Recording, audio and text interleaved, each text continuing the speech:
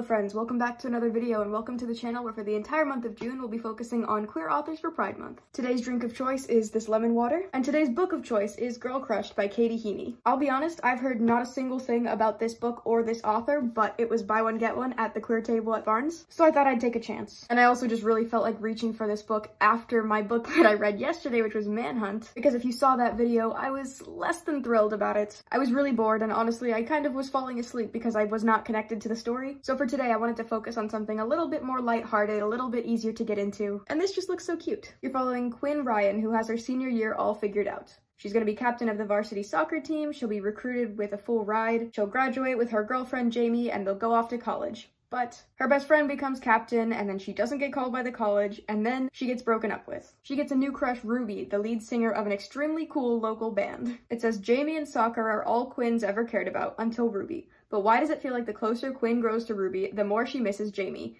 And that maybe, just maybe, Jamie misses her too. So that sounds interesting. I don't really know what to think about that. It kind of sounds like a triangle. It seems like that, where she's going to be attracted to this cool new person but still has feelings for the ex. Maybe a second chance? I have no clue, but this book came out in 2020. It looks pretty easy to get through. The words are pretty spaced out. It's very floppy, which is always fun. I always read books faster when I like to hold them. And Katie Heaney, the author, actually used to work with BuzzFeed. She's been a writer for a long time. She's got a lot of books out. She's got a couple memoirs out, one of them about finding love and the other about her experiences with coming out. I thought it just sounded like a fun time. So throughout the night, we'll be reading this, and I will let you know what I think along the way.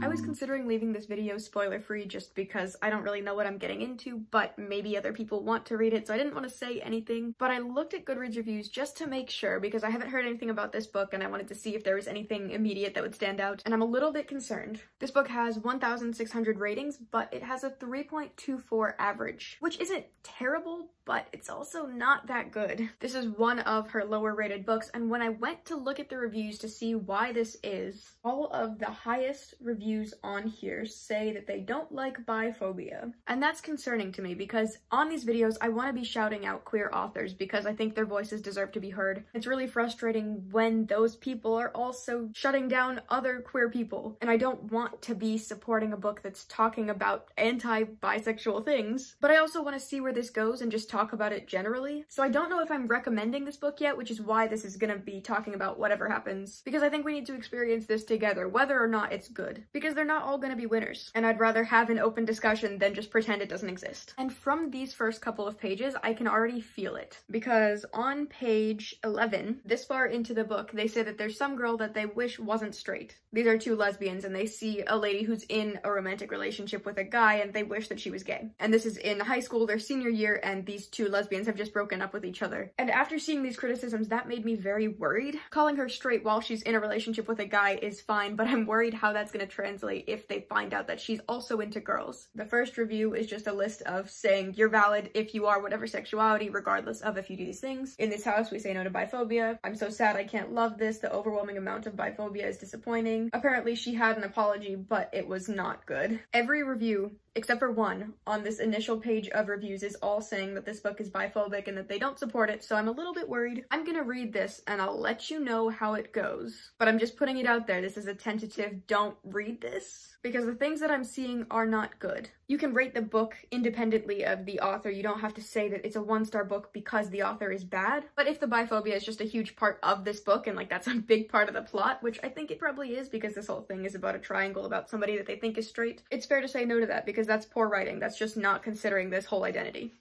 We'll see. Sorry, I just started the next chapter. You know those people who are a little too good looking as 5th graders? Like, so good looking that you knew, as a 5th grader yourself, that something deeply and biologically unfair was afoot? Is that a relatable experience? I can't remember my 5th grade self thinking about how attractive anybody in the class was. I remember kids climbing under portables to try and get a ball out for me. That's about it. He needs to be famous.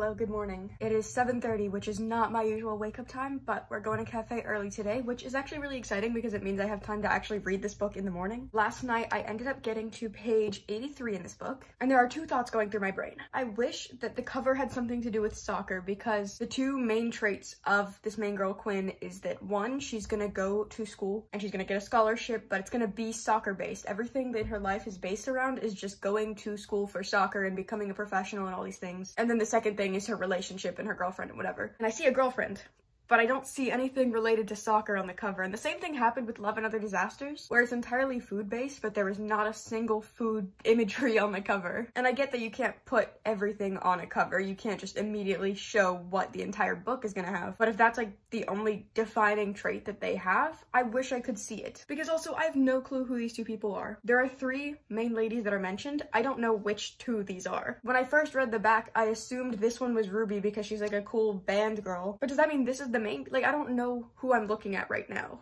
And I don't know if that's my fault because I do tend to just skim over descriptions. I really don't picture characters well, unless they have like obviously defining traits that would separate them. But with these, they look nearly identical, you know? Like, even if I were to read their descriptions, I don't think I would know who these two people are. But the other thing that I'm concerned about, Quinn is currently on a mission to win over Ruby, who right now she thinks Ruby is straight. Ruby is this unattainable straight girl. And it's a little bit concerning to me that she's saying I'm gonna win her over when, as far as we know, there's nothing to suggest that she isn't straight. Like, if Ruby were the one pursuing and Ruby were the one showing little flirty signs, then you could argue, yeah, she's just trying to reciprocate, or there's something to go off of. You can kind of test the water with that. But if you are like 100% certain that somebody is straight, you really shouldn't be flirting with them, because that would feel the same as a guy going to a lesbian and saying like, oh, I can win you over, I can be the difference. It's like, no, if they're just not attracted to you, then it's not gonna happen. And she's making it seem like she has seen some signs that point to Ruby being other than straight, but as far as I know,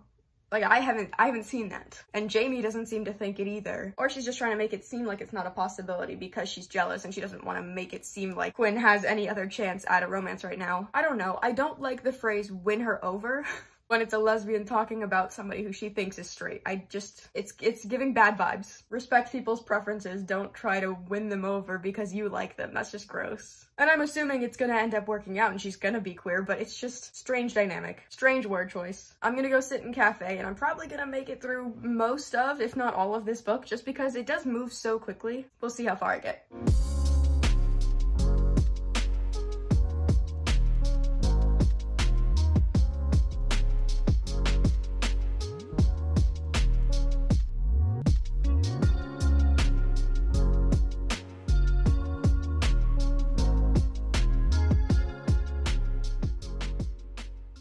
Alright, it's 2 p.m. and I did end up finishing this book in cafe, which actually I feel really good about it because not only did I finish the book, but I also edited everything up until this point in the video, and I also made the thumbnail. So once I edit this, we're already good to go, which normally I'll be working on videos until 7 or 8 at night and then trying to upload. So I'm happy we did that. But overall, I'd say this book was fine. It was okay. I don't think I could have much of a say on if this book is biphobic or not. I'm not bi and I don't really think I have the qualifications to decide that. I've seen people going either way about that. But throughout this book, there is a weird emphasis on the fact that they formerly thought these girls were straight. Because the two main ladies, Quinn and Jamie, made a list when they were younger of girls they wish they could date, but those people are straight ladies because they saw them dating guys in middle school or whatever. Which obviously that doesn't dictate your sexuality. That doesn't really mean anything, and unless you know the person, you're not gonna know. And it's fine to have that list as a kid and to just be fantasizing about these pretty ladies, but I do think it's weird that they're clinging on to that idea after the people have already come out. Like, after you find out that somebody has dated women, I say women like they're adults, these are all in high school. When somebody has come out to you and they say that they're open to dating multiple genders and you're still saying, oh, well, we thought that they were straight, why are we clinging on to that when it's just not true? It doesn't somehow invalidate this current attraction. It's not like, oh, well, they're not supposed to like me because we thought that they're straight and somehow that affects anything. I just feel like once they find out that these people are attracted to multiple genders, you should just kind of move on. The one thing that was super realistic was how it feels to be in a high school breakup. I could relate to a lot of how that went, about being with somebody for a year and then breaking up and then finding somebody else but still liking the other person, or having a whole conflict within the friend group because everybody's friends with each other and how that all plays out. I saw a lot of that in high school, so that part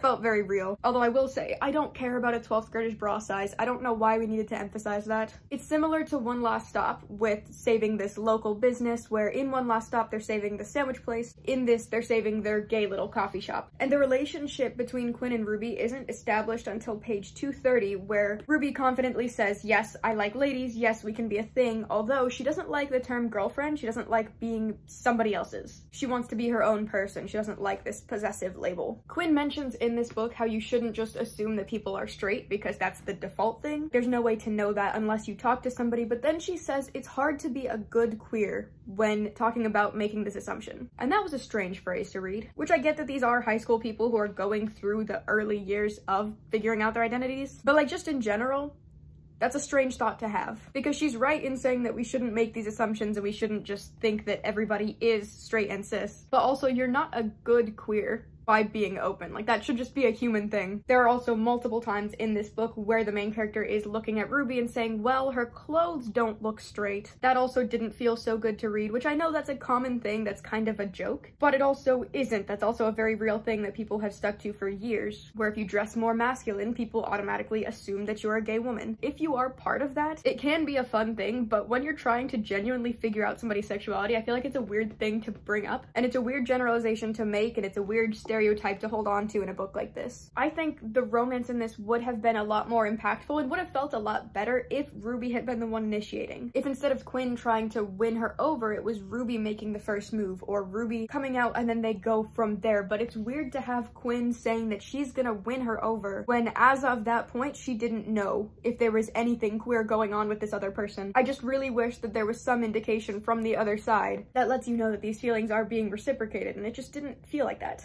So I wasn't really rooting for their relationship because it felt weirdly forced. And then I also wasn't rooting for the other relationship. I wasn't rooting for Quinn and Jamie because so much of this book is focused on Ruby. And also the back of the book says that they miss each other. So the entire book, you already know everything that happens just by reading this back paragraph. There was no point where there was a twist in the story. There was nothing really interesting. If you read the back, you spoil the entire story. So I just didn't care about what was happening because I knew that Ruby wasn't gonna last and I knew that they were gonna get back together. So what even is the point? I saw that the author was interacting on Twitter with somebody who had said something that was anti-bi ladies, saying that straight bisexuals, which already is wrong, but saying that bisexual women who are dating men are not valid as bisexual women, and this author had interacted with that post a year before this book came out, so people were already fearing what was going to be in this. So I don't know if the reviews are based on who the author is as a person and the things she's done in real life, or if they're seeing that come through in this book. Either way, something to be wary about. None of the romance in this book gave my heart a warm feeling. I did like the friendships, but that's about it. But at least it does have a hopeful ending where it talks about how things don't really go as planned and there's gonna be a lot of rejection and disappointment in life, but that also means you're gonna have new opportunities that you never even considered. And the other thing about the ending, it wasn't even a satisfying ending. You don't know if they make enough money to save the shop, and you also don't get to see really how these relationships are resolved. You don't know, do they stay friends? Now that Quinn and Ruby have broken up, do they still stay in contact? Do they still keep going to the shows, or do they now distance themselves because there's this awkward tension? I don't normally care for epilogues. I know a lot of people don't because they just want the story to end how it ends and they don't want to see 10 years later where they're married with kids. But I feel like this book really would have benefited from an epilogue of some kind where you get to wrap up the relationship with the dad and the romances that go on, and maybe you get to see her successful in her school or in her soccer.